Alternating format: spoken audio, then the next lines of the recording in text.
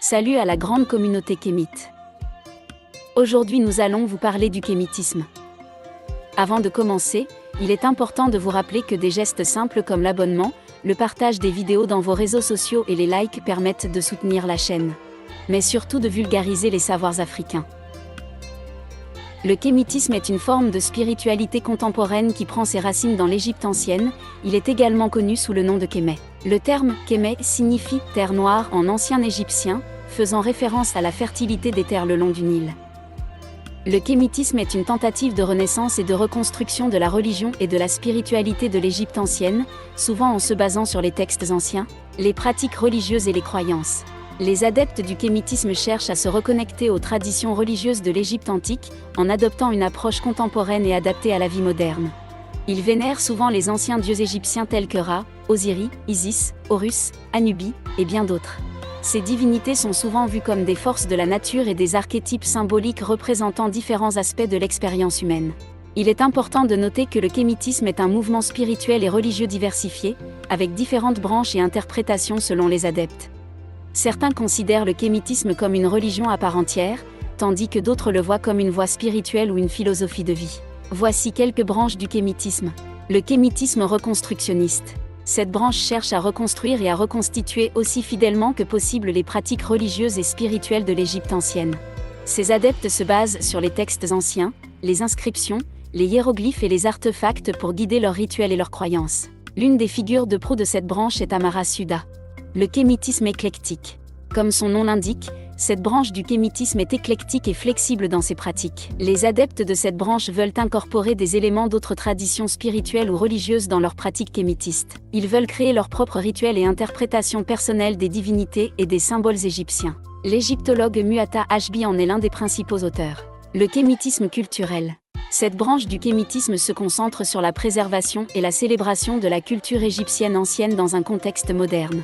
Elle met l'accent sur la langue, la musique, l'art, la danse et d'autres aspects de la culture égyptienne. Les pratiquants peuvent utiliser ces éléments culturels dans leurs rituels et leurs activités spirituelles. Le kémitisme mystique. Cette branche du kémitisme se concentre sur l'aspect mystique et ésotérique des anciennes pratiques égyptiennes. Ces adeptes tels que Rosemary Clark et Normandie Ellis cherchent à atteindre une compréhension plus profonde des divinités, des symboles et des forces cosmiques. Ils peuvent pratiquer la méditation, l'interprétation des rêves, et d'autres formes de travail spirituel pour atteindre ces niveaux de connaissances mystiques. Le kémitisme politique.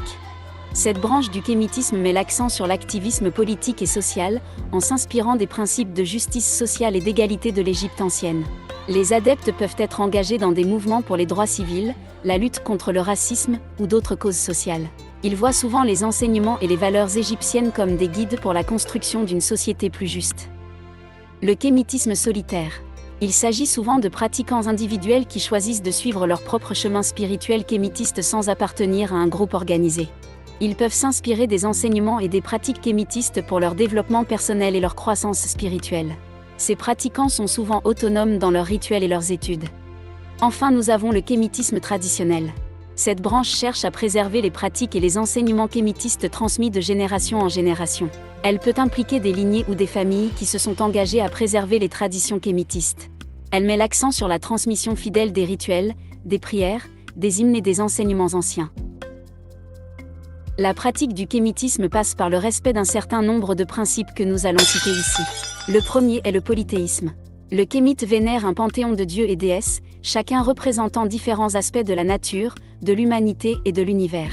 Ces divinités sont vénérées et honorées pour leurs attributs spécifiques, tels que Ra le soleil, Osiris la mort et la renaissance, Isis la magie et la sagesse, Horus la royauté, Anubis les funérailles, etc. Le deuxième principe est l'harmonie avec la nature. Les adeptes du kémitisme valorisent l'harmonie avec la nature et la reconnaissance de la divinité dans chaque aspect de celle-ci.